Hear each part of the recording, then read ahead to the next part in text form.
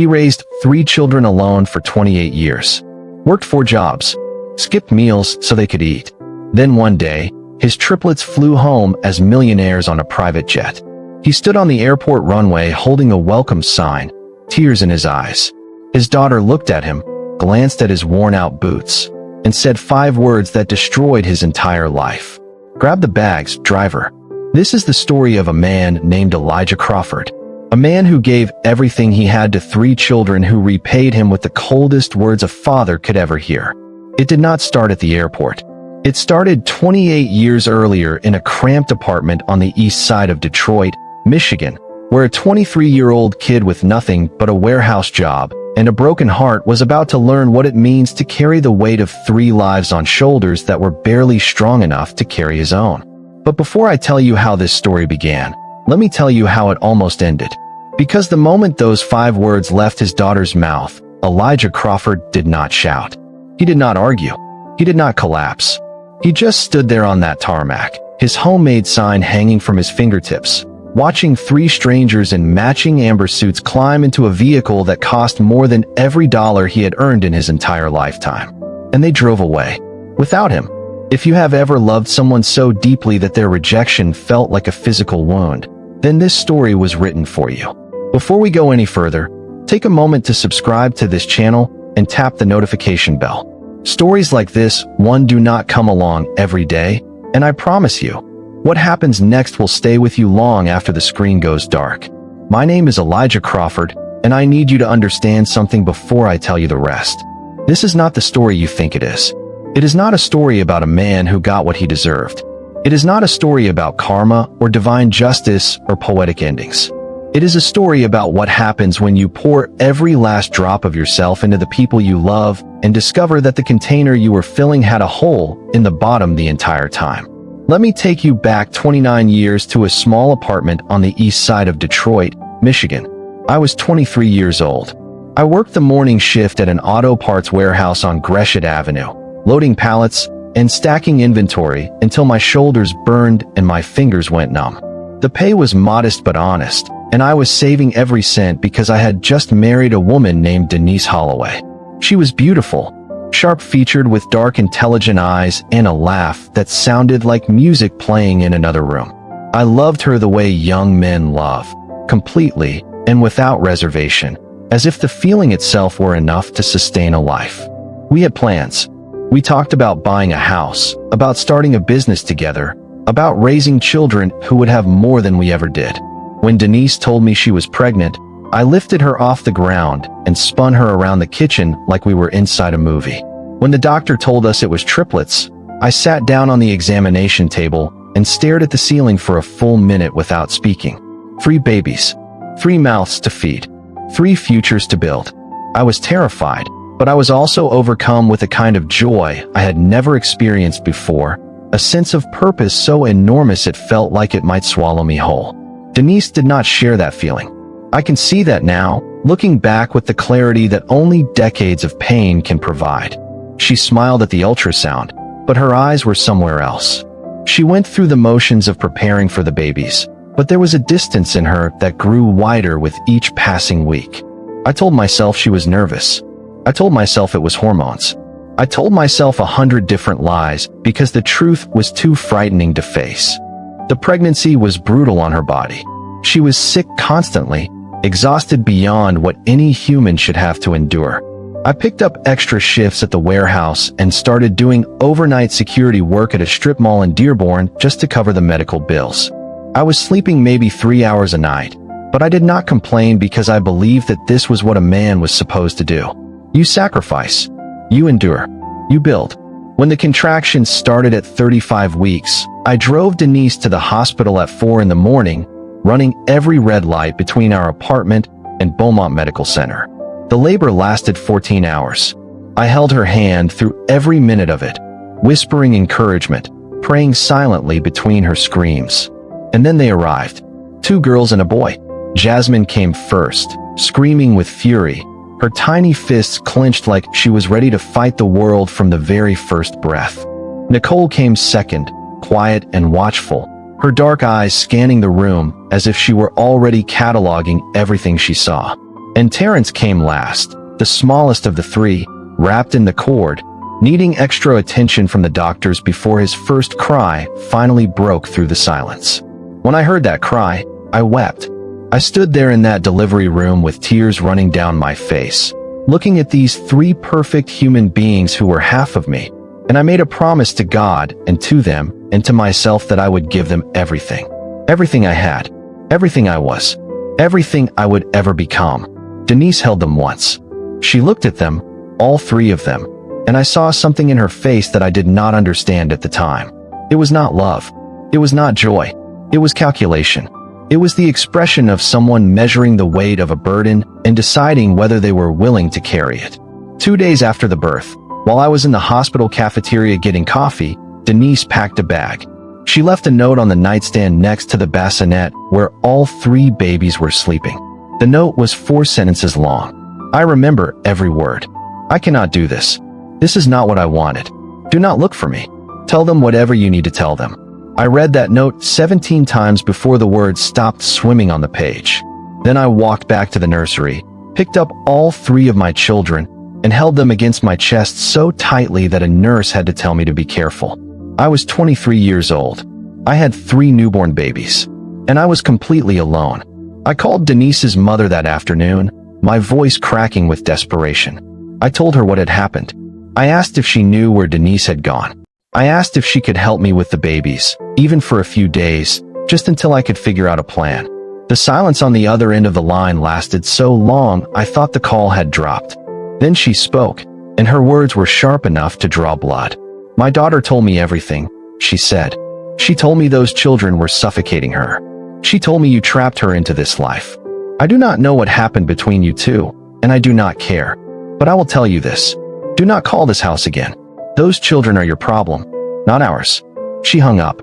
I stood in that hospital room, the phone still pressed to my ear, listening to dead air, while 3 tiny humans slept peacefully in a plastic bassinet, completely unaware that the only mother they would ever know had already decided they were not worth staying for.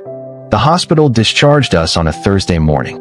I carried all 3 car seats to the taxi by myself, making 3 separate trips because I could only carry one at a time with the diaper bag slung over my shoulder.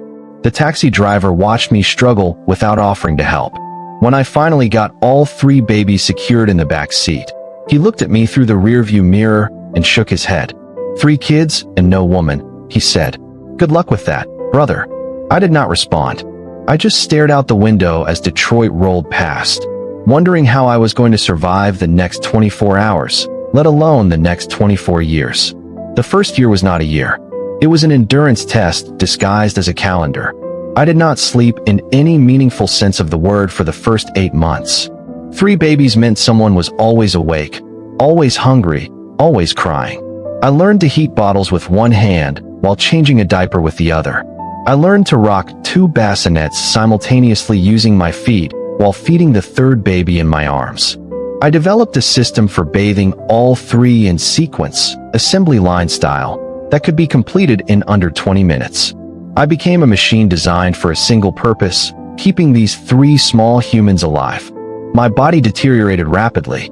I lost 30 pounds in the first 6 months because I was eating only when I remembered to, which was rarely. My back was in constant pain from the bending and lifting. My hands cracked and bled from the endless washing and sanitizing. Dark circles carved themselves under my eyes like permanent bruises.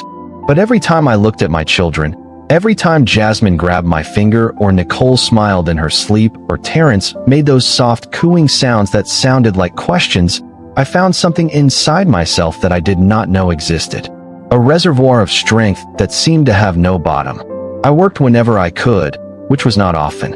I brought the babies with me to odd jobs because I had no one to watch them. I mowed lawns with 3 car seats lined up on the porch. I washed cars at a detail shop on weekends with the triplets strapped into a triple stroller next to the bay. Some people pitied me. Most people judged me. I remember one afternoon, I was doing a handyman repair at a house in Grosse Pointe, a wealthy suburb just east of Detroit. The homeowner, a man named Jeffrey Langston, watched me work while his wife kept glancing nervously at my 3 babies sitting in their stroller on the front porch. When I finished the job and presented my invoice, Jeffrey looked at the amount, then looked at my children, then looked back at me. "I am going to pay you half," he said flatly. "Your kids were here the whole time." It was unprofessional. The amount on the invoice was $80. He handed me $40. I took it because $40 meant formula for the next 3 days. I took it because pride is a luxury that starving men cannot afford. I took it and I walked back to my truck and I drove home in silence. My jaw clenched so tight my teeth ached for hours afterward. I remember one Christmas when the triplets were 2 years old. I had saved for months to buy each of them a small toy, nothing expensive, just enough that they would have something to unwrap on Christmas morning.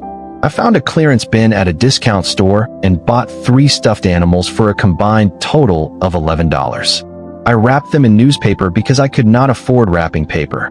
On Christmas morning, I sat on the floor of our apartment and watched my 3 children tear open their newspaper packages with the kind of joy that only small children are capable of producing. They did not know the presents were cheap.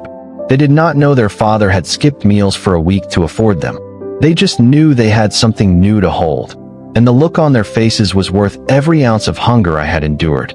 That night, after they fell asleep clutching their stuffed animals, I opened the refrigerator and found a single can of green beans and half a loaf of bread. That was Christmas dinner for the man who had just given his children the happiest morning of their small lives. There were other moments that carved themselves into my memory with a permanence I cannot shake. I recall a day in July when the heat index reached 106 degrees. The air conditioning in our apartment had stopped working 3 weeks earlier, and the landlord would not fix it. I could not afford a repair on my own. So I filled the bathtub with cold water 3 times a day and sat my children in it to cool them down. I fanned them with a piece of cardboard torn from a cereal box. At night, I lay awake on the floor next to their cribs, drenched in sweat, listening to them breathe, terrified that the heat would make them sick. By the end of that week, I had heat exhaustion so severe that I blacked out on the bus ride to work and woke up with a stranger shaking my shoulder at the end of the line. But the babies were fine. The babies were always fine. That was the only measurement that mattered. Those early years were defined by a kind of suffering that is difficult to articulate because it was not dramatic or cinematic. It was slow and grinding and relentless, like being worn down by sandpaper one pass at a time. There were nights when I ate nothing so my children could eat. Not because there was no food in the house, but because there was only enough for 3 small meals and I refused to take a single bite from their portions. There were winters when I wore the same pair of boots with holes in the soles because the money I would have spent on new ones went to winter coats for the triplets. There were moments, dark, terrible moments, when all 3 children were finally asleep and the apartment was quiet, and I sat alone on the kitchen floor with my back against the refrigerator, and I allowed myself to feel the full weight of what my life had become. I cried on that kitchen floor more times than I can count, but I never cried in front of my children. Not once. Every morning I woke up and I put on a face that said everything is fine because they deserved a father who was strong, even if that strength was held together with tape and desperation and prayer. When the triplets turned 4, I enrolled them in a public preschool program on the west side. It was free, which was the most important qualification. Getting all 3 ready each morning was a military operation. Wake up at 4:30. Prepare 3 sets of clothes. Cook breakfast. Pack 3 lunches. Dress, comb, and buckle 3 children into car seats. Drive across the city. Drop them off. Then race to whichever job was waiting for me that day. By this point, I was working 4 different jobs depending on the week.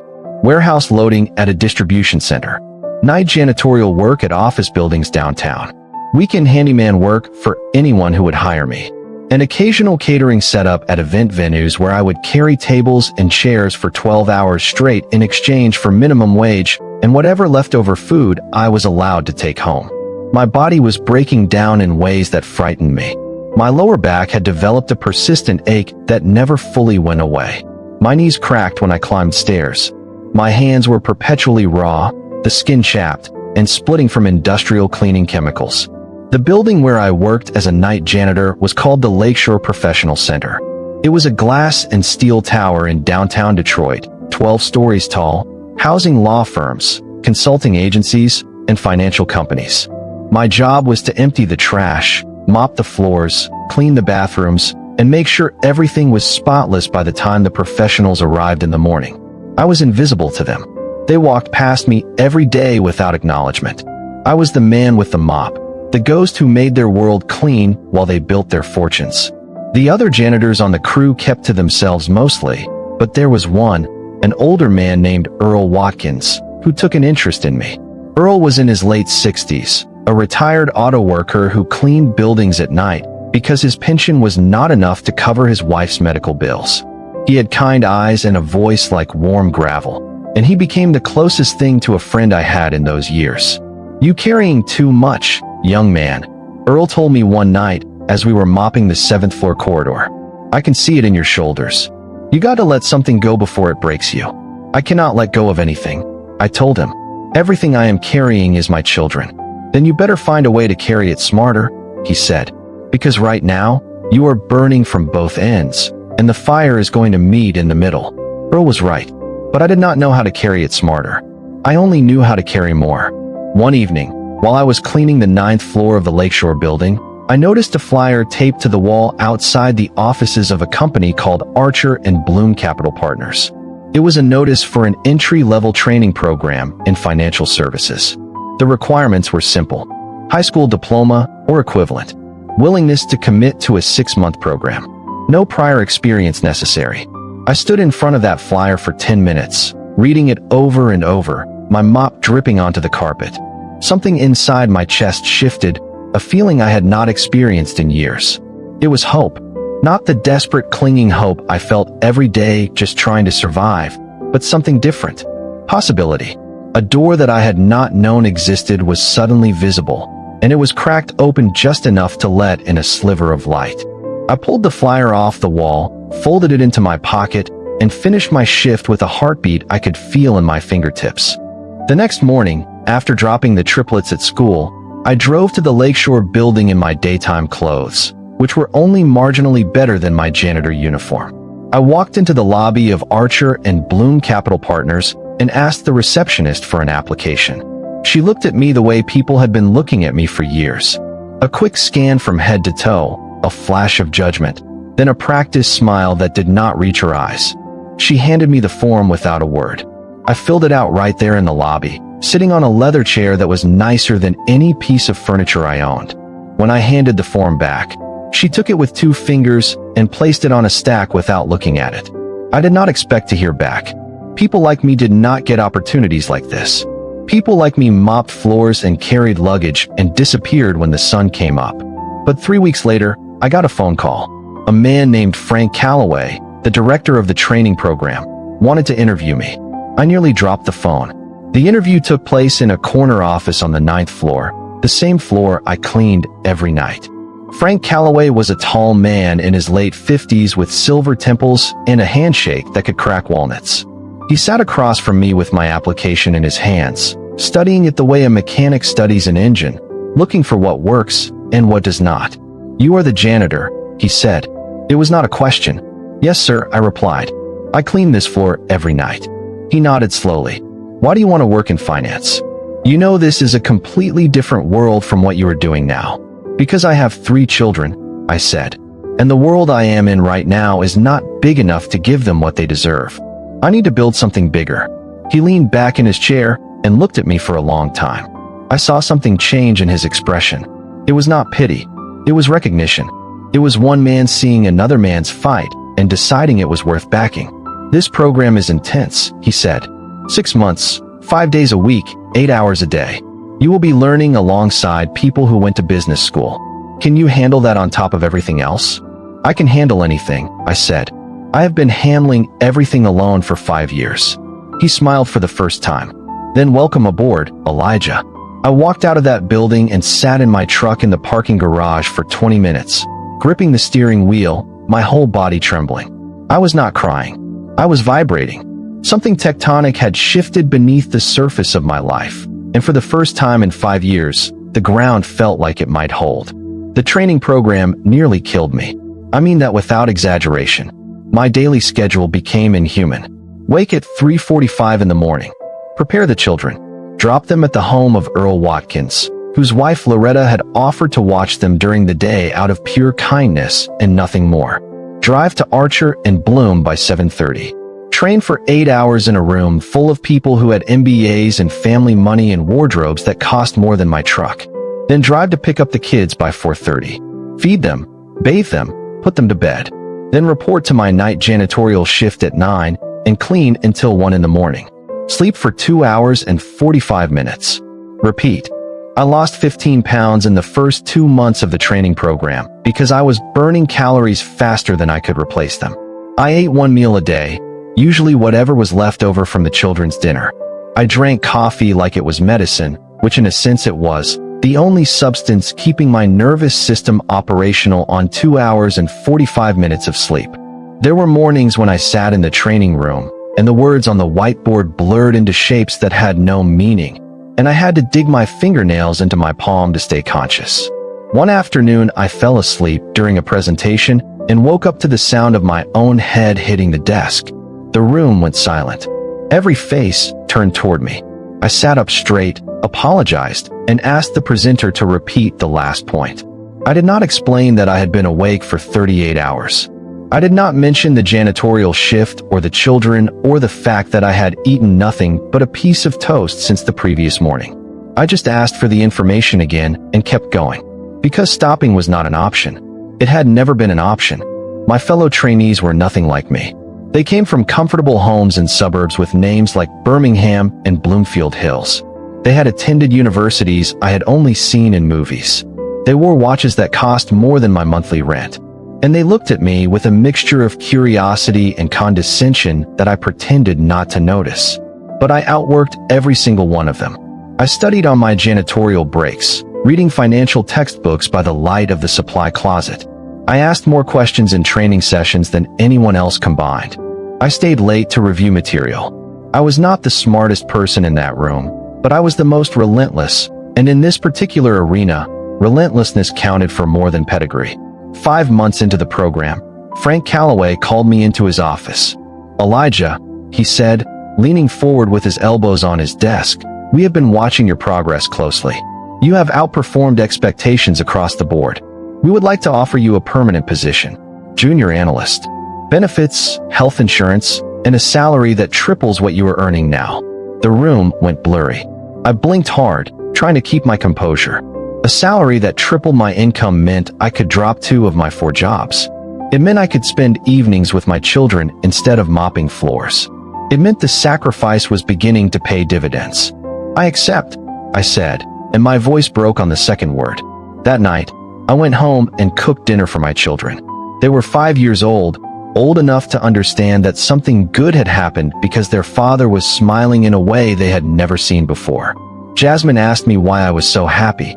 I told her that Daddy got a new job, a better job, one that meant we could have ice cream on Tuesdays. She cheered. Terrence asked if we could also have ice cream on Thursdays. I said yes. Nicole, ever the quiet one, just climbed into my lap and rested her head against my chest. And in that moment, the entirety of my suffering felt justified. I started at Archer and Bloom Capital Partners, and for the first time in my adult life, I could see a future. Not just survival, but something beyond it. Progress, stability, maybe even happiness. But the universe, it seems, is uncomfortable with letting certain people rest. 7 weeks into my new position, documents began disappearing from my desk. Not dramatically, not all at once, but in a slow methodical trickle that I noticed only because I was meticulous about organization. A file I had placed in the second drawer on Monday would be gone by Wednesday. A report I had printed and clipped would vanish overnight. I reported the discrepancies to my supervisor, a woman named Victoria Ashford, who happened to be the daughter of one of the firm's founding partners. She listened to my concerns with a tight, dismissive smile. "Elijah," she said, "files get moved around all the time. You are new here. Maybe you just are not used to how things work. But I was used to how things worked. I was used to keeping track of every dollar, every receipt, every ounce of formula in the cabinet. Disorganization was a luxury I had never been able to afford. I knew those files had not walked away on their own. 2 weeks later, I was called into the Human Resources office. When I walked through the door, I saw Victoria Ashford sitting at the table alongside the HR director, a man named Preston Cole. Their faces wore matching expressions of rehearsed gravity. "Elijah," Preston said, "we need to discuss some missing client documents. We have evidence suggesting you may have removed them from the premises without authorization." My stomach dropped through the floor. "That is not possible," I said. "I have never taken anything from this company." "We have reviewed the situation," Victoria said, her voice steady and sharp.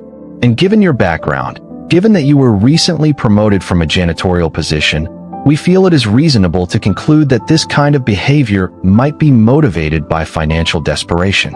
There it was, spoken out loud without a trace of shame. My poverty was my crime.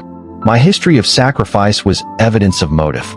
The fact that I had mopped their floors before sitting at their desks made me suspect rather than remarkable. "I did not steal anything," I said, fighting to keep my voice level. "Someone is setting me up, and if you investigate properly, you will find out who." They did not investigate properly. They terminated me that afternoon.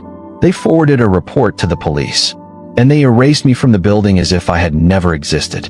I sat in my truck in the parking garage for 3 hours after they escorted me out. I could not drive. I could not think. I just sat there staring at the concrete wall, feeling the architecture of hope I had spent months building collapse into dust around me. That job was everything. It was the bridge between my old life and the life I had promised my children. And they had blown it up because a wealthy woman decided that a former janitor must be a thief. The police investigation dragged on for weeks. They questioned me repeatedly, circling back to the same themes. How much debt did I have? How desperate was I? How much did I need the money? Desperation, it turns out, is not a crime, but it is treated like one when you are poor. The investigation eventually collapsed because there was no evidence. None. The missing documents resurfaced in Victoria Ashford's own office, buried in a filing cabinet that only she had access to. It was an internal power play, a territory dispute that had nothing to do with me. I was collateral damage, convenient and disposable. But by the time the truth surfaced, it was too late. I was already gone. Frank Calloway, the man who had believed in me, had been reassigned to a different division. He could not have helped me even if he had tried. And no one else at Archer and Bloom was willing to speak up for the former janitor who had been accused of stealing. I went back to cleaning buildings. I went back to the warehouse. I went back to the grinding, relentless machinery of poverty that I had briefly escaped. But I was different now. I was harder. I was smarter. I saved every penny I could, and I poured everything I had into one thing that could not be taken from me: my children's education. The bitterness of that period was a living thing inside my chest. I would lie awake at night replaying the HR meeting in my mind, hearing Victoria Ashford's words on repeat. Given your background, given that you came from nothing, given that you were desperate. She had looked at me and seen a category, not a person. She had reduced 30 years of struggle and sacrifice and determination to a single word: desperate. And the worst part was that she was right. I was desperate. But desperation is not dishonesty, and need is not guilt, and the fact that I wanted a better life for my children did not make me a criminal. It made me a father. But the world does not distinguish between these things when you are poor. I went back to cleaning the same building where I had once sat in a leather office chair and discussed market trends with colleagues who shook my hand in the morning. Now I was emptying their trash cans at midnight, and not one of them recognized me. I had become invisible again, but this time the invisibility felt different. It felt deliberate. It felt like punishment. My triplets were brilliant. All 3 of them. Jasmine had a natural gift for mathematics and logic that stunned her teachers. She could solve problems in her head that other students needed calculators for. Terrence was a born communicator, articulate and persuasive, the kind of young man who could talk his way into or out of anything. And Nicole was an artist and a strategist, quiet but observant, seeing patterns in everything around her, understanding systems in ways that went beyond her years. I worked myself to the edge of destruction to support their education. When they reached high school, I was holding down 4 cleaning jobs simultaneously. My hands were permanently scarred from industrial solvents. My lower back had calcified into a state of chronic pain that I managed with over-the-counter medication and raw determination. I was 43 years old, but I moved like a man 20 years older. But my children were thriving, and that was the only metric that mattered. I attended every school event I could manage, though I was often late and always exhausted. I sat in the back row at parent-teacher conferences in my cleaning uniform because I did not have time to go home and change between my afternoon shift and the evening meeting. I watched Jasmine win the regional mathematics competition from a folding chair in a gymnasium that smelled like floor polish, a smell that followed me everywhere. I watched Terrence give a speech at the school assembly that made the principal cry, and I bit the inside of my cheek to keep myself from sobbing because I was so proud and so broken at the same time. I helped Nicole build a diorama for her social studies class at 2 in the morning after a 10-hour cleaning shift, gluing tiny paper buildings to a shoebox lid with hands that shook from exhaustion and chemical exposure. They knew I was struggling. They could see it in my face, in my posture, in the way I moved slower with each passing year. But they never complained. They never asked for things they knew I could not afford. They wore secondhand clothes without protest. They ate simple meals without comment. They studied by the light of a desk lamp when the electricity was temporarily cut because I had prioritized their school supply money over the utility bill. They were good children. That is what makes what happened later so difficult to understand. They were good children who became something else entirely, and I still do not know exactly where the transformation happened, whether the seeds of it were always there, or whether wealth and distance planted something new in soil I had spent 18 years trying to keep clean. One afternoon, Jasmine came home from school with an envelope in her hand and a look on her face that I will never forget. It was wonder. Pure, unfiltered wonder. "Dad," she said, barely able to contain herself. "I got a scholarship. A full scholarship to study business overseas. They are paying for everything. Tuition, housing, living expenses, all of it." I took the envelope from her with trembling hands and opened the letter. The scholarship was funded by Archer and Bloom Capital Partners, the same company that had fired me, the same company that had accused me of being a thief, the same company that had looked at my poverty and seen criminality. They were now offering to fund my daughter's future. The irony was so sharp it could have cut glass. Within 2 months, Terrence and Nicole received identical offers. All 3 of my children, my triplets, had been selected for the same overseas scholarship program funded by the company that had destroyed their father. I wanted to say no. I wanted to tear those letters apart and throw them in the garbage and tell my children that we did not take handouts from people who had broken us. But I looked at their faces, at the hope and excitement and possibility shining in their eyes, and I realized that this was not about me. This was about them. And I had not spent 20 years sacrificing everything just to let my pride rob them of their future. The day I drove them to the airport was the hardest day of my life up to that point. Harder than Denise leaving. Harder than being fired. Harder than any of the 1,000 small indignities I had endured over 2 decades of poverty. Because this time, I was not losing something. I was giving something away. The best parts of myself were walking through those departure gates, and I was not sure they would come back the same. At the security checkpoint, Nicole turned around and ran back to me.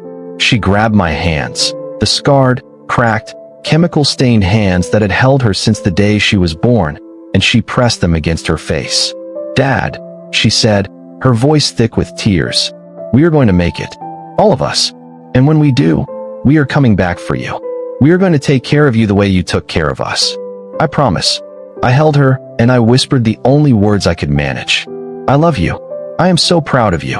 Go change the world." They disappeared into the terminal. I stood there until I could not see them anymore. Then I walked back to my truck and sat in the driver's seat for 45 minutes, staring at nothing, feeling the emptiness settle into my bones like concrete. If this story has its hands around your heart right now, if you are sitting wherever you are and feeling the weight of what this man went through, type the words, "I am still here" in the comments. Let me know that you are with me. Let me know that Elijah's story matters to you. Because what happens next is something I need you to hear. For the first year, the calls came regularly.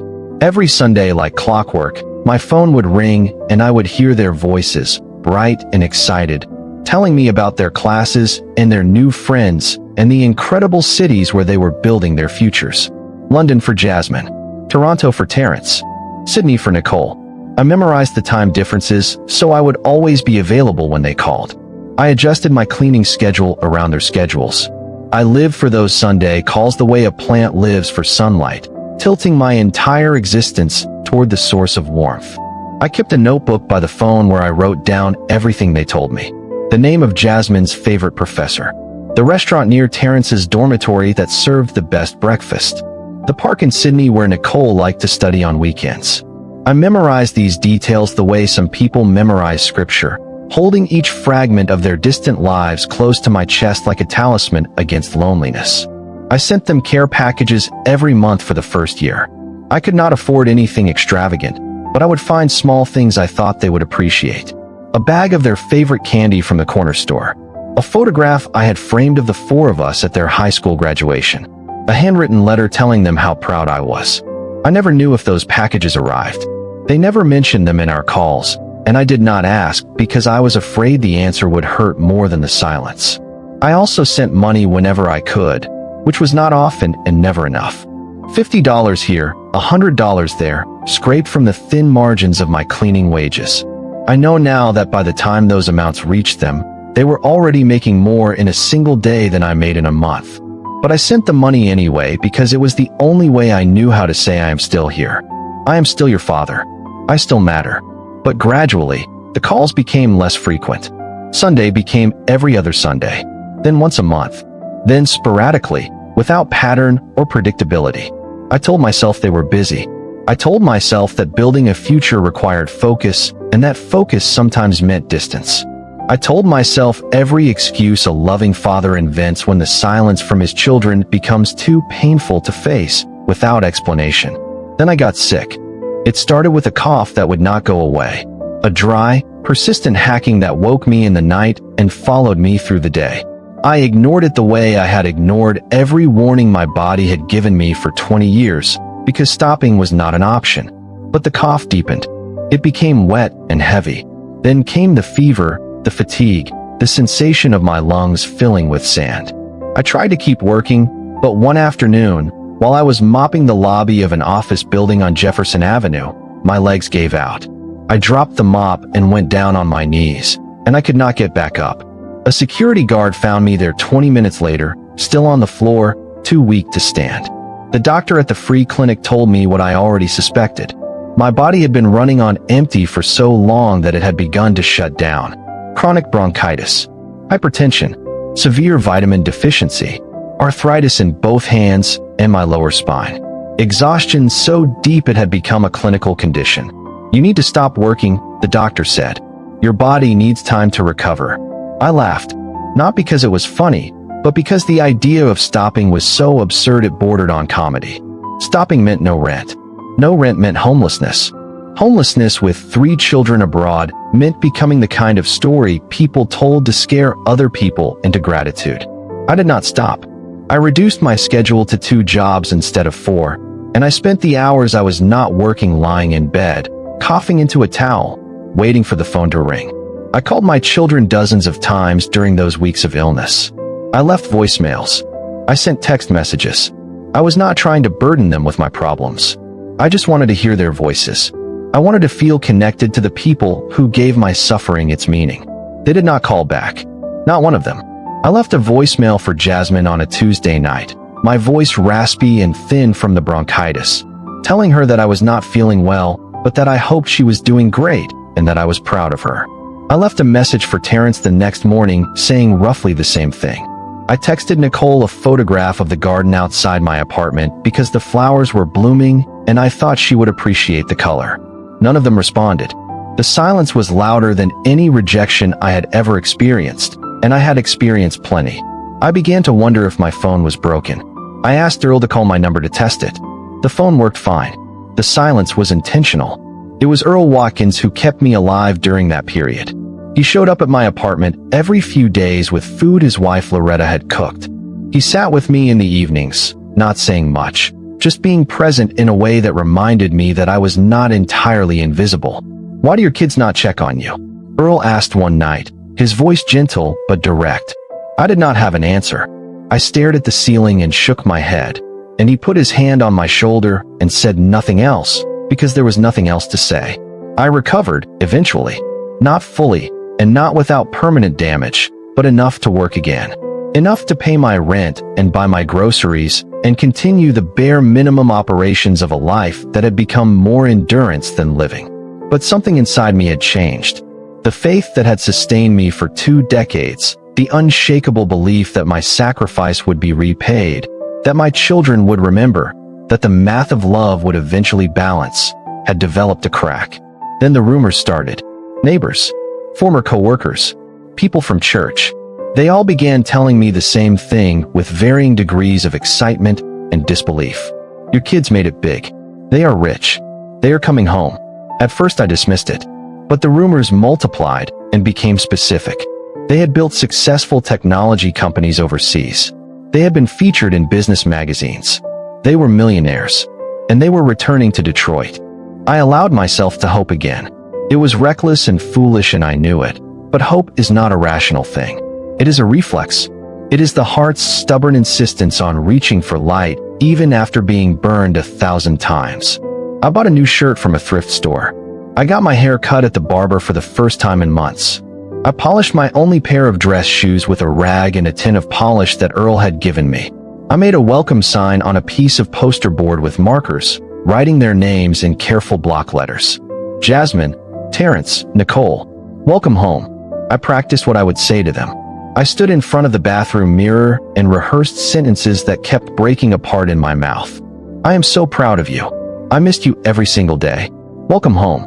I love you. Simple words that a father should be able to say to his children without rehearsal. But I had been out of practice for so long that even the simplest expressions of love felt unfamiliar in my mouth, like a language I had once spoken fluently but forgotten. And I drove to the airport early on a Tuesday morning, my heart hammering against my ribs, my hands shaking so badly that I almost missed the exit off the highway. I stood in the arrivals area for 2 hours before I saw the private jet taxi to the terminal. I watched my children emerge in their matching amber suits, their posture radiating wealth and power and a kind of confidence that I had never possessed. And I walked toward them with my arms open and my sign raised and tears streaming down my face. And Jasmine looked at me and said, "Grab the bags, driver. You already know this part. But what you do not know is what came after. What you do not know is how deep the knife went and how many times they twisted it before I finally pulled it out myself." The day after the airport, local news stations ran features on the triumphant return of the Crawford triplets. They were described as self-made entrepreneurs who had built their fortunes from nothing. The coverage showed them smiling, shaking hands with city officials, cutting ribbons at new office spaces. There was no mention of their father. Not a single word. I watched from my apartment, alone, staring at the screen, trying to reconcile the confident strangers on television with the babies I had bathed in the kitchen sink. Then Nicole called. It was the first time any of them had contacted me directly since the airport. Her voice was clipped and businesslike, completely unrecognizable from the girl who had held my scarred hands against her face at the airport 6 years earlier. "Dad," she said, "we are having a welcome home reception at the Grand Marquis Hotel downtown on Saturday. We would like you to be there." My heart leaped. Maybe the airport had been a misunderstanding. Maybe they had been overwhelmed and disoriented and the cruelty had been unintentional. But Nicole was still talking. "We need someone to help with the event setup and service. The catering company is short-staffed. If you could come in your black pants and a white shirt and help serve the guests, that would be really helpful." I held the phone away from my face and stared at it, as if it were a foreign object. My daughter was not inviting me to her party. She was hiring me. "Nicole," I said slowly, struggling to keep my voice even. "I am your father." "I know," she said, and I could hear the impatience in her tone. "And we appreciate everything you did. But that was a long time ago, Dad. We are different people now. We have an image to maintain. We cannot have someone in your condition walking around as our father. It would raise questions. In my condition, as if poverty were a disease, as if sacrifice were a disfigurement, as if the scars on my hands from decades of keeping them alive were something to be hidden rather than honored." I went to the party anyway. I wore black pants and a white shirt, just as she had asked. I arrived through the service entrance. I served champagne to people whose floors I had once cleaned. I carried trays of food through a room decorated with fresh flowers and crystal chandeliers, while my 3 children held court at the center of it all, laughing and glowing. accepting praise from strangers who thought they had built themselves from scratch. There was a moment, early in the evening, when I passed within 3 feet of Nicole while carrying a tray of appetizers. She was talking to a woman in a red dress about her time studying in Sydney. She was describing the harbor, the opera house, the way the light hit the water in the mornings. I had never seen the Sydney harbor. I had never been on an airplane. I had never left the state of Michigan except once, on a bus trip to Ohio for a cleaning convention that my employer had required me to attend. But my daughter had seen the world because I had mopped enough floors to send her there, and now she was describing it to a stranger while I carried shrimp cocktails past her without making eye contact. I wanted to stop.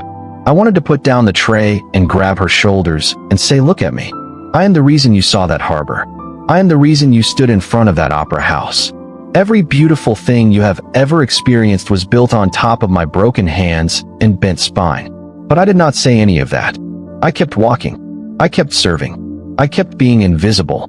Then I heard Terrence talking to a group of investors near the bar, and the words that came out of his mouth stopped me cold. "Our mother was everything to us," he said, his voice smooth and polished. "She kept us grounded. She made sure we stayed focused. She sacrificed so much." The room made approving sounds. Someone raised a glass. Their mother, Denise Holloway, the woman who had walked out of the hospital 2 days after giving birth and never looked back.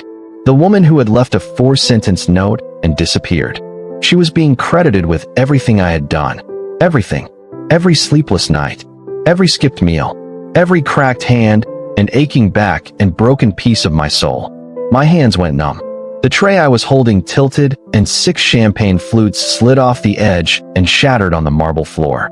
The sound cut through the room like a gunshot. Every head turned toward me. I saw Terrence's face flash with recognition, then embarrassment, then anger. "Could you clean that up, please?" he said, loud enough for everyone to hear. I knelt on that marble floor and picked up broken glass with my bare hands. I felt a shard slice into my palm, but I did not flinch. The physical pain was nothing compared to what was happening inside my chest. Someone near me whispered, "Is that their father?" And someone else whispered back, "It looks like it." But they do not seem to want anything to do with him. My children had built a beautiful fiction, and they were living inside it comfortably, and they had cast me as the help. After the party, I went home and sat in my apartment in the dark for hours. I did not cry. I was beyond crying.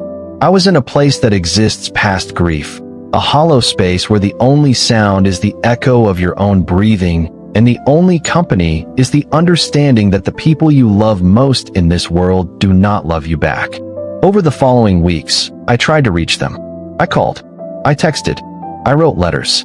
I was not begging for money or asking for anything material. I just wanted to understand. I wanted them to look me in the eye and explain how they could stand in front of cameras and credit the woman who abandoned them while treating the man who raised them like a servant. I drove past the building where their new company was headquartered, a renovated warehouse in Midtown that had been transformed into a sleek modern office space. I sat in my truck across the street and watched employees come and go through the glass doors, wondering which floor my children worked on, wondering if they ever looked out the window and thought about the man who had taught them to tie their shoes and brush their teeth and say please and thank you. I did not go inside. I did not have the courage. Or perhaps I did not have the energy to endure another rejection, another cold stare, another reminder that the people I had given my life to did not consider me part of theirs. I wrote Jasmine a letter one evening, sitting at my kitchen table with a pen and a legal pad, the same way I used to write grocery lists when money was tight and every item had to be prioritized by necessity. The letter was 6 pages long. I told her about the night she was born, about the way her tiny fist had grabbed my finger and refused to let go. I told her about the Christmas with the newspaper-wrapped stuffed animals. I told her about the summer I fanned her with cardboard and slept on the floor so she could sleep in the coolest part of the apartment. I told her about the meals I skipped and the shoes I wore until the soles fell off and the dreams I abandoned so that she could have new ones. I sealed the letter in an envelope and mailed it to the address I had found in a public business directory. I never received a response, but I received something else entirely. They did not respond. Instead, they responded through the legal system. I received a restraining order in the mail, filed jointly by all three of my children. It stated that I was harassing them and interfering with their professional endeavors. I was prohibited from coming within 500 feet of their residences, their offices, or their persons. I was prohibited from calling, texting, or contacting them in any way. My own children had legally erased me from their lives. I read that document sitting at my kitchen table, and I felt something inside me break that I knew would never be repaired. It was not my heart. My heart had been broken so many times it was more scar tissue than muscle. It was something deeper. It was the belief, held since the first moment I held them in my arms, that love, given unconditionally and without limit, would eventually be returned. That belief died on my kitchen table on a Wednesday afternoon in October, and I buried it without ceremony. I stopped working. I stopped eating regularly. I stopped answering my phone. The apartment grew dark and quiet, and I let it, because the darkness felt more honest than the light. Earl came by every few days, bringing food, sitting with me, saying little.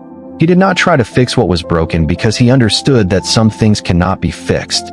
They can only be survived. One morning, while I was sitting in my kitchen staring at nothing, the phone rang. I almost did not answer it, but something made me pick it up. The voice on the other end belonged to a woman named Diane Prescott. She identified herself as a senior attorney at Archer and Bloom Capital Partners. "Mr. Crawford," she said, "we have been trying to reach you for some time. We have important information regarding your former employment with our firm." I almost hung up. Archer and Bloom had already taken enough from me. But something in her voice, a note of urgency that sounded almost like concern, made me listen. During a comprehensive internal audit, Ms. Prescott explained, "We uncovered conclusive evidence that your termination in 2009 was wrongful. You were set up by another employee. There was zero evidence of wrongdoing on your part, and the individual responsible has since been dismissed. Furthermore, when you completed your application for the training program, you also signed enrollment papers for our Emerging Markets Investment Fund. Do you recall that?" I remembered vaguely. There had been extra paperwork, forms I had signed without fully understanding them because I was focused entirely on the training opportunity. "You invested $500 into that fund at the time of enrollment," she continued. "Due to the performance of that fund over the past 15 years, combined with the wrongful termination settlement we are prepared to offer, your total compensation comes to approximately $14 million. I asked her to repeat the number. "14 million, she said again. "Mr. Crawford, you are one of our largest individual shareholders." I set the phone down on the kitchen table and stared at it for a long time. $14 million. The number was so large it felt abstract, like a color I had never seen or a sound I had never heard. It did not feel real. And the strangest part was that I felt nothing. No joy, no relief, no vindication.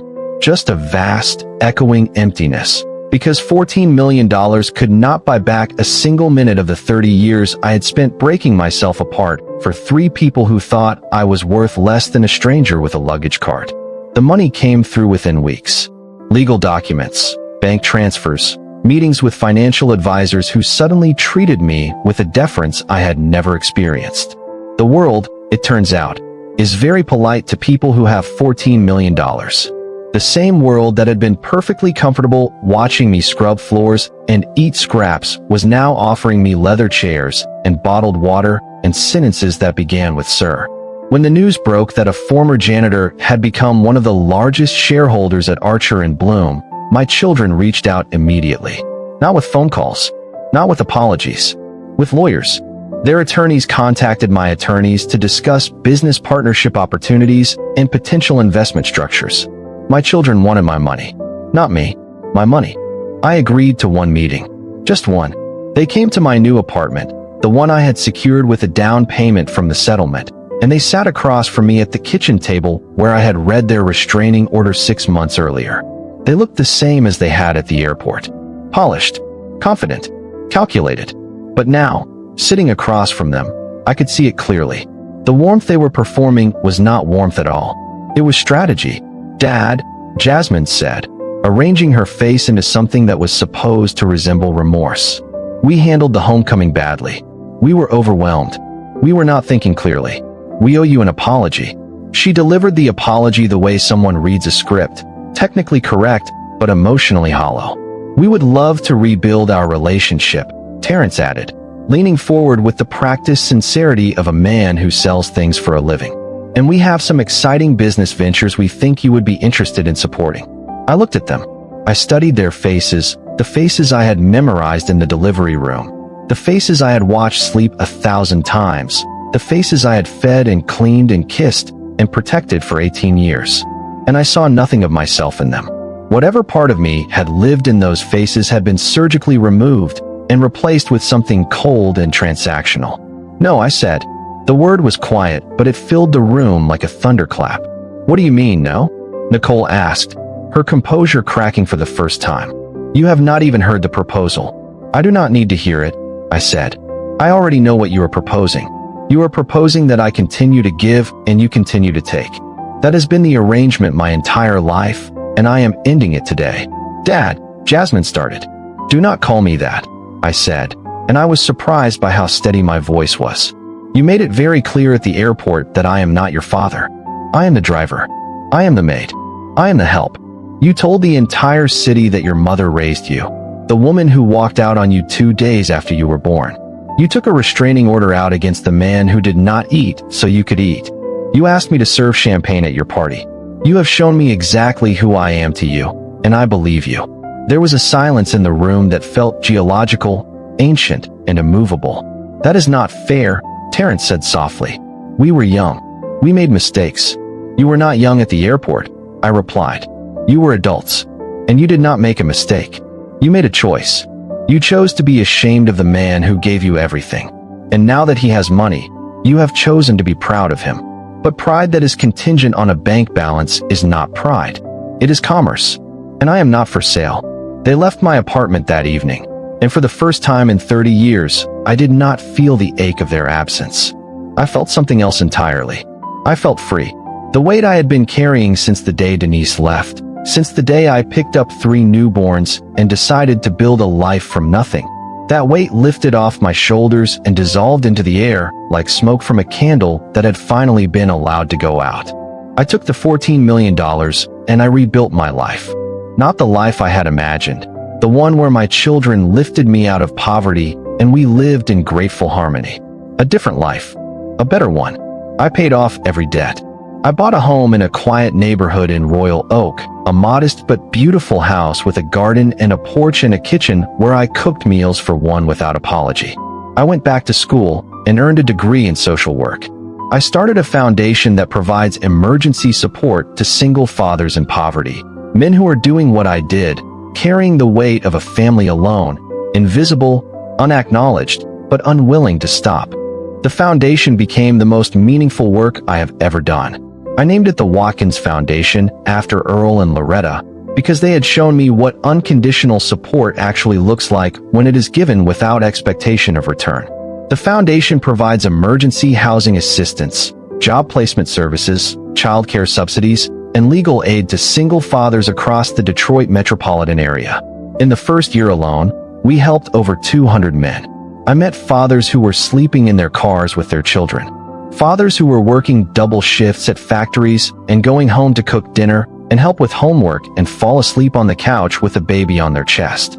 Fathers who cried in my office because they had never had another man look them in the eye and say what you are doing matters and someone sees you. I became the person I had needed 25 years earlier, and in doing so, I found a purpose that was entirely my own, untethered from the hope of reciprocation, free from the transactional mathematics of sacrifice and reward.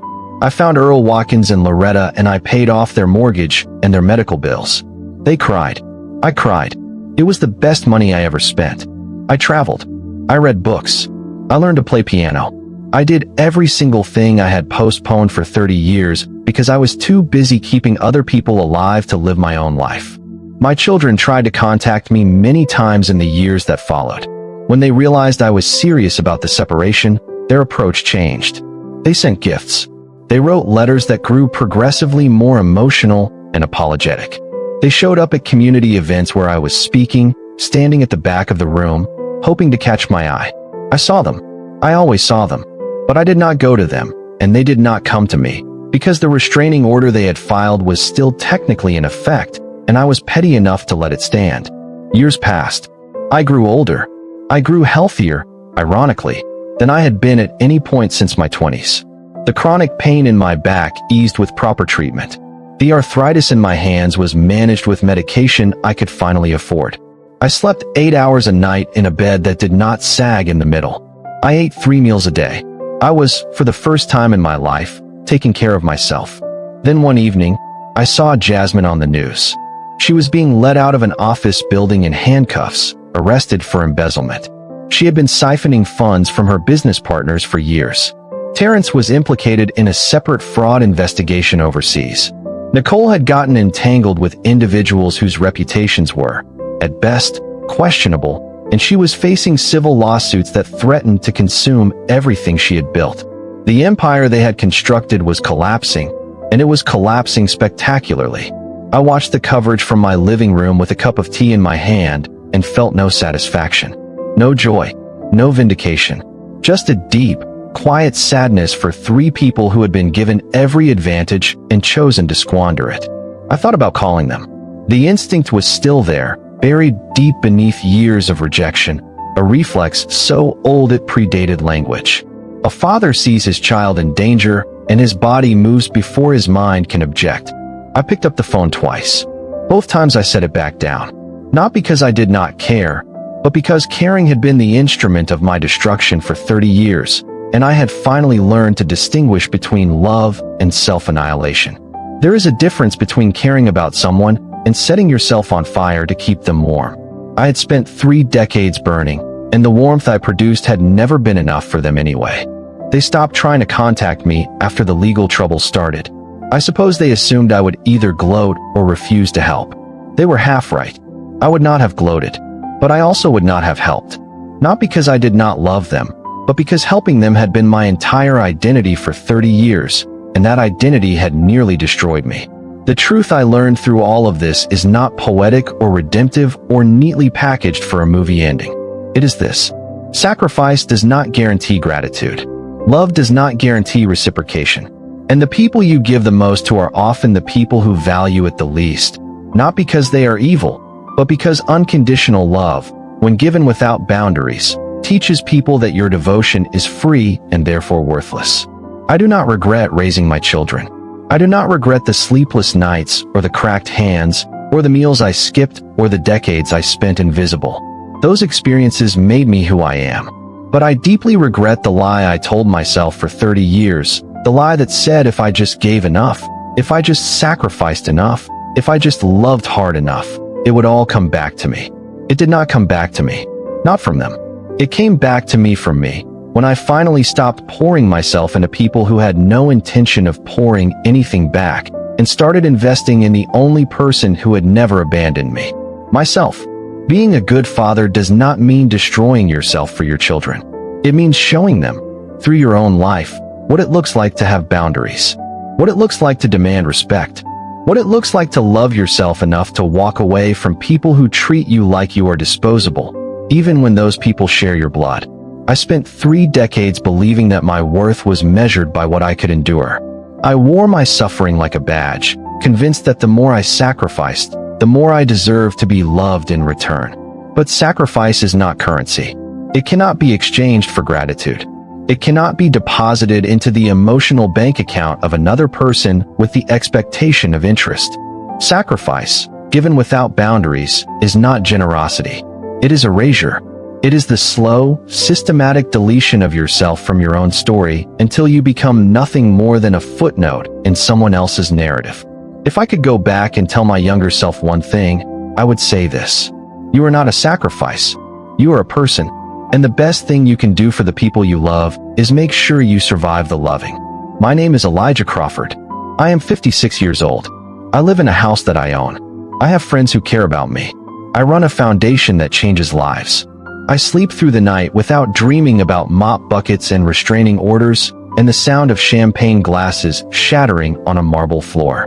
I learned to cook meals that take longer than 15 minutes because I finally have time to stand at a stove without watching a clock. I read books for pleasure, something I had not done since high school because every spare moment of the last 3 decades had been consumed by work or worry or both. I go to the movies on Tuesday afternoons when the theater is nearly empty, and I sit in the middle of the row with a bucket of popcorn and I watch whatever is playing, and I do not think about anything except what is on the screen. These small freedoms, the ones that most people take for granted, feel like miracles to me because I spent so long believing that I did not deserve them. And some nights, when the house is quiet and the garden is dark, I sit on my porch and think about 3 tiny babies who used to fall asleep on my chest, and I allow myself to love them from a distance that keeps us both safe. That is enough. It has to be. Thank you for being here. Thank you for listening to Elijah's story. And thank you for reminding all of us that every person's story matters, even the ones that do not end the way we hoped. If this story moved you, if it made you think about the people in your life who sacrifice without recognition, please take a moment to hit the like button, subscribe to this channel, and share this video with someone who needs to hear it. Drop a comment below and tell me, if you were in Elijah's position, what would you have done differently? Would you have forgiven your children? Would you have helped them when they came asking for money? Or would you have done what Elijah did and walked away? I want to hear from you. And while you are here, make sure you explore the rest of our stories. We have hundreds of narratives that will make you laugh, cry, think, and feel. Until next time, take care of yourselves. And remember, the most important person you will ever take care of is you.